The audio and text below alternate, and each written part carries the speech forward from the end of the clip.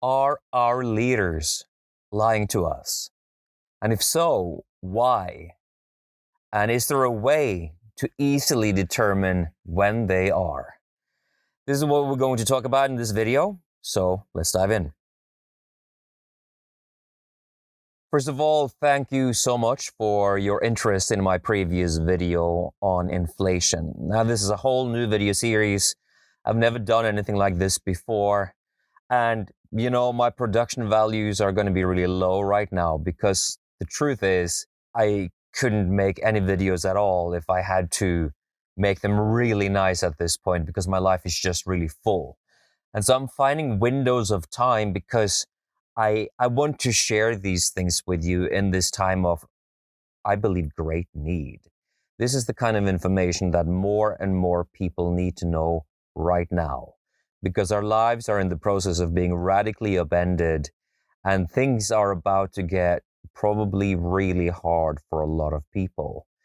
But I'm a long-term optimist, and my belief is that on the other side of everything that we're heading into, and we've been in for the last 4 years, on the other side of that, we're going to live in a radically improved world for many of us. Not all of us, but that's a story for another day.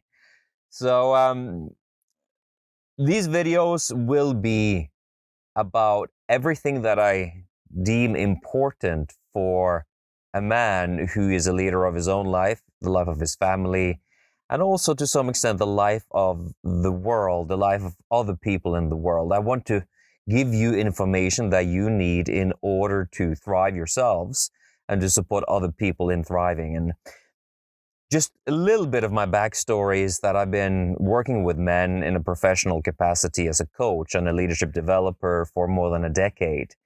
And it's been a great joy and privilege for me to do so. Though I have noticed that there's a lot of men who have given up and that aren't very committed, actually, to great lives for themselves and for their loved ones. And that saddens me greatly. When I run trainings for men, or even when I coach men, a lot of men don't show up for it. They pay money and then they just disappear. And I know why. It's because they don't feel worthy of thriving. They don't know how to focus. There's too much going on for them. Maybe they are alone in life and they don't have anything that they feel that they can protect and provide for. There are many men who are struggling right now. And if you're a woman, you're more than welcome to watch these videos. Though my background is as a men's coach. Part of the reason why men are struggling, obviously, is that our culture has been telling us for the past many decades that we are rotten to the core pieces of garbage. That we are toxic whenever we try to assert some kind of healthy masculine virtue, and that it's not really our time. It's the time of women. It's the time of, cyborgs, artificial intelligence. Well, I'm only half joking. We'll enter that time soon enough. And I think, speaking to you as a man, you're wondering, what can you do?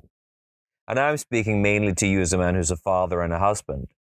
Personally, I'm not yet married, but my fiancée, Michelle, and we have a 1-year-old, and family life is the most beautiful thing in my life, by far. And that includes all of my professional achievements over the years. It is the best thing.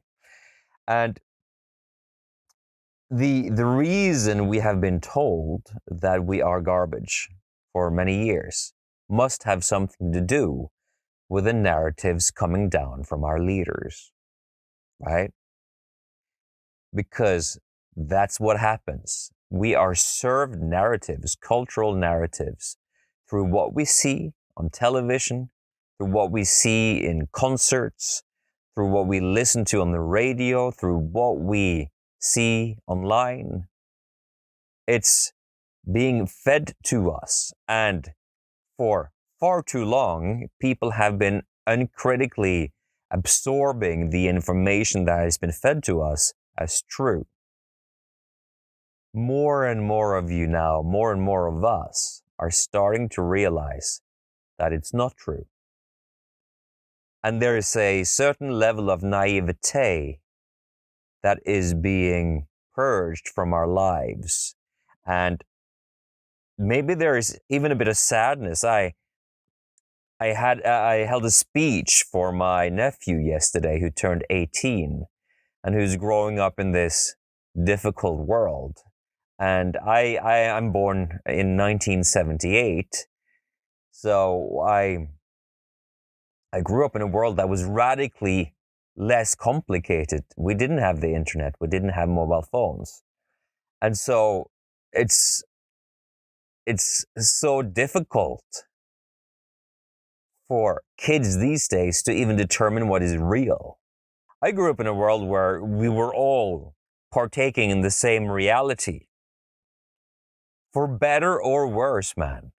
For better or worse. I'm not saying that that's necessarily better, but we are in the transitionary period now where we are starting to develop discernment around the kind of messaging that is being given to us. I have to say that a lot of people haven't gotten there yet. A lot of people haven't. But if you're watching this, and if you liked my video on inflation a couple of days ago, you are certainly one of the people who is developing discernment. Now, are our leaders lying to us? Yes. Yes, they are. Let's call a spade a spade. They are. And the way they're doing it is insidious and evil and corrupt to the core. Because they are literally twisting reality. One of my definitions of matrix consciousness is that it inverts reality and turns it upside down. Now that would also be one of the definitions of satanic consciousness.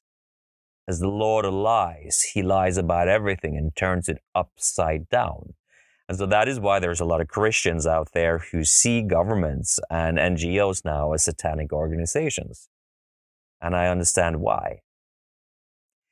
And I can tell you that I have come a lot closer to Jesus and God over the last several years. I was a Tibetan Buddhist for a long time in my life.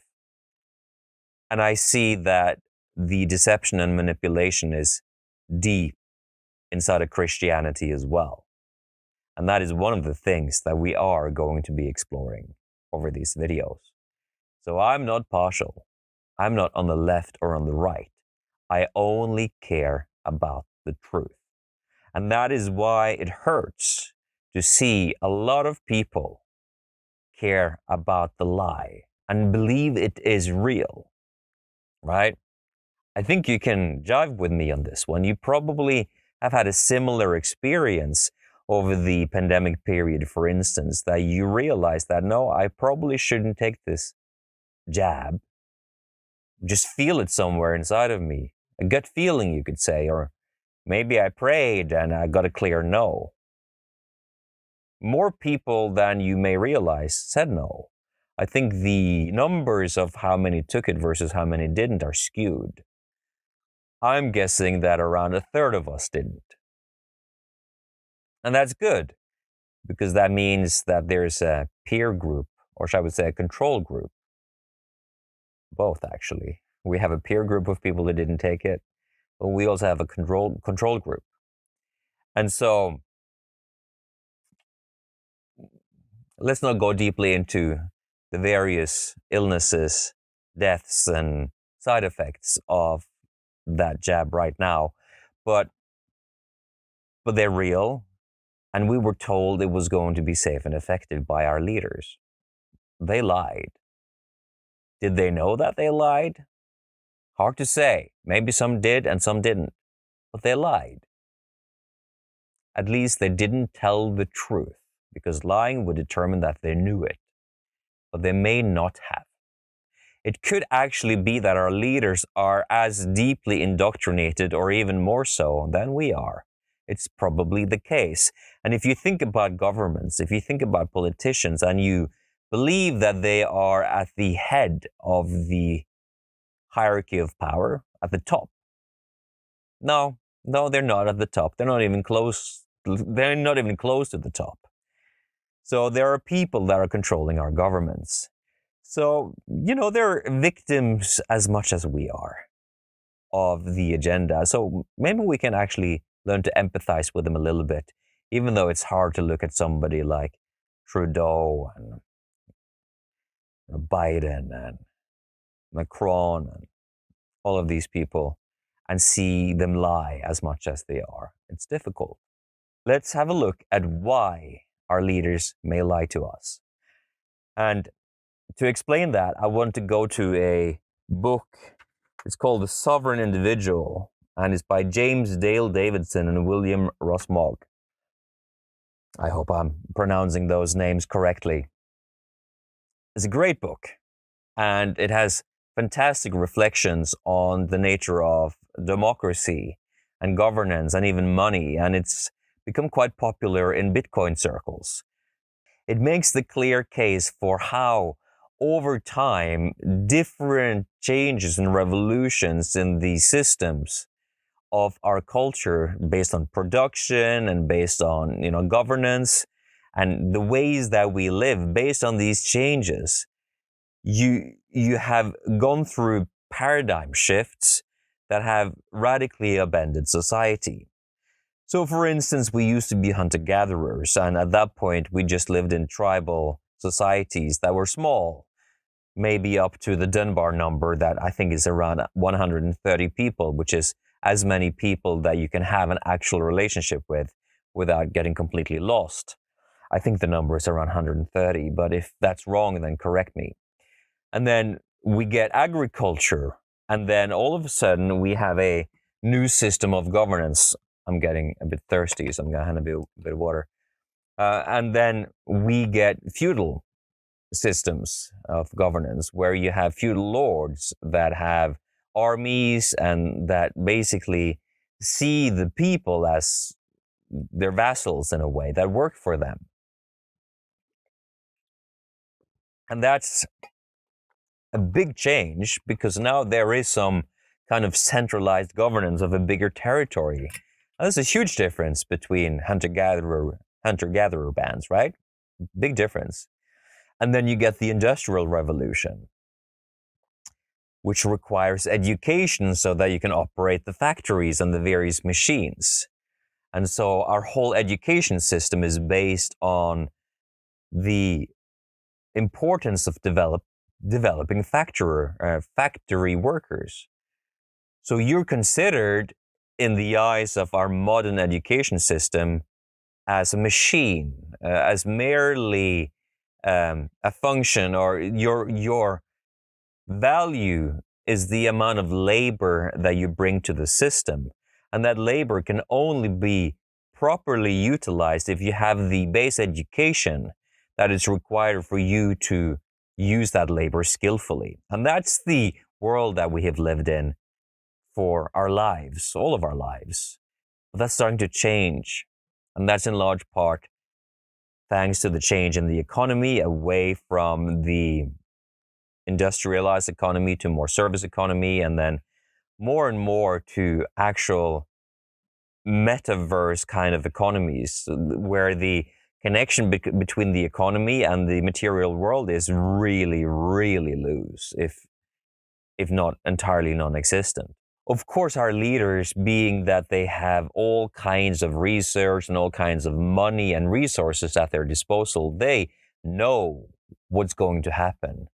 Is that once people like you and I, who are educated and who are interested in seeing through things, get more and more empowered to live lives of self-determination, and we can travel around the world, to a lesser and lesser degree will we be bound by nation states, and to a lesser and lesser degree will we be easily taxed by our governments. So the nation state is breaking down.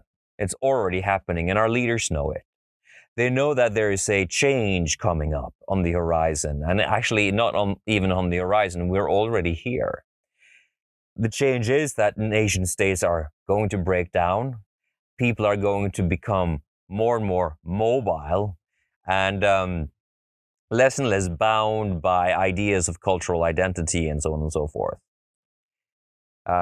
For better or worse, I think there are definite downsides to this, especially given the idea of an identity. It's something that has been put at the very heart of culture, at least on the liberal side of things, for decades now, that the whole of our lives should be based on the hunt for identity.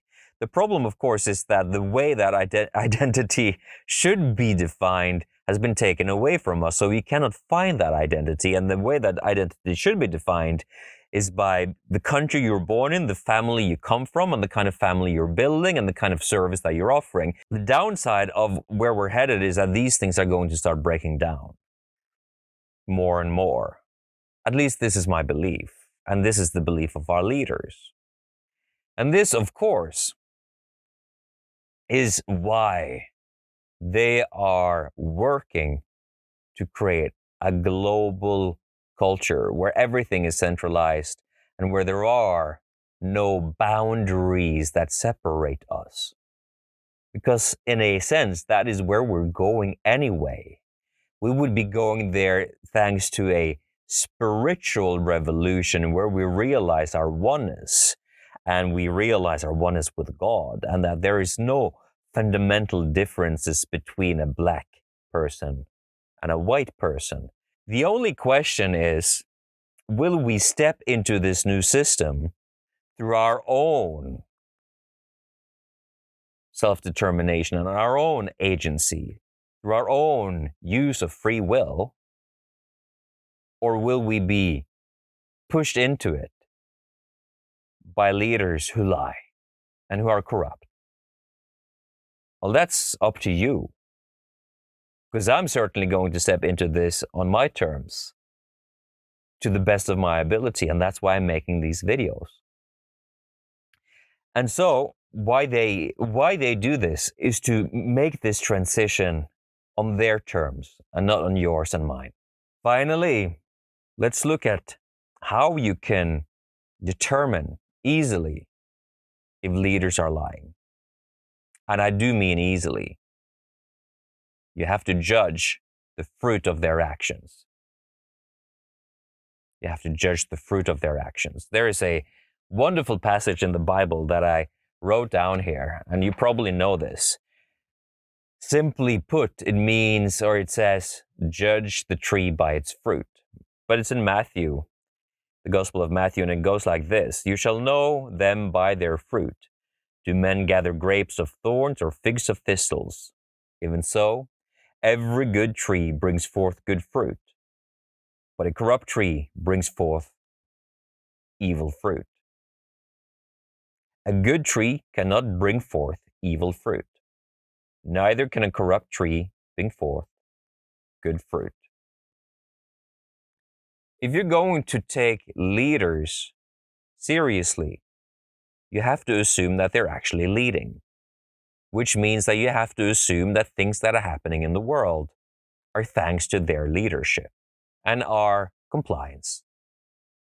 And so if the world is objectively getting worse and worse, even though the narratives are getting nicer and nicer, then the fruit is that the world is getting worse. And there is a problem that comes from people being traumatized, is that they believe more in narratives than in reality. And this has been particularly hard on people who associate with the political left, because there's so much trauma on the left, because they have been trained to have so much emphasis on their emotions and introspection, and they have forgotten to serve and to be there for other people and to build families. And so there's so much pain. And thanks to that pain on the left, there is a trauma schism that happens inside of them between their body and their minds. So the consequence is disembodiment. People get stuck in ideas and in abstractions. If you think there's a reason why trans is so popular on the left, is because there's a separation between the body and the mind. The narrative about gender identity is stronger than the biology of the body. This has been hard on a lot of people, and you can be angry with them for having fallen for all of these lies, or you can have compassion with them for having been victimized by people who hate them and who just want to use them for their own selfish means. And so it's not always immediately obvious, but it will be. Just watch.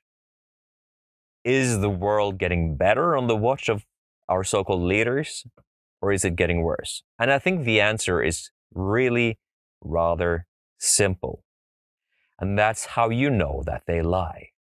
Because they're leaders, which means that they lead. And in archetypal theory, which has been a big part of my professional work, there is this idea of the archetypal king. And the kingdom is the extension of the king. And that means that the circumstances of a country can in large part be attributed to the leader of the country, whether that leader is a man or a woman or a king or a president or a prime minister or a tyrant. So these are things that it's time to consider. It really is.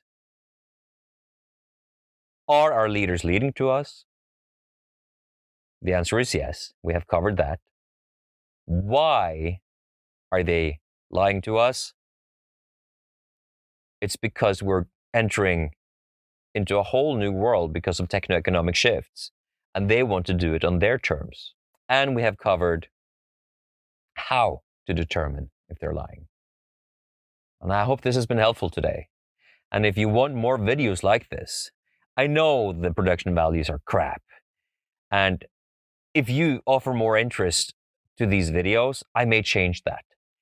Because I need to take care of my family. And if it's clear that it's beneficial for my self-interest and for my family to actually invest more time into these, then I will. But for now, I'm just doing this purely from a place of wanting to serve you out there and to help you so that you can thrive through this transition. Even though ultimately it's up to God, you can do your part. And together we will keep rising and be the lions that the world needs right now, that our families need. And I want you to find that intrinsic heroic impulse that I know is inside of you as a man, because deep down, there's a warrior. There's a primal man that wants something to fight for. And it's right here.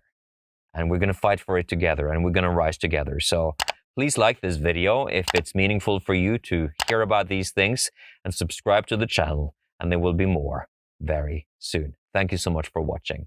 Have a great day.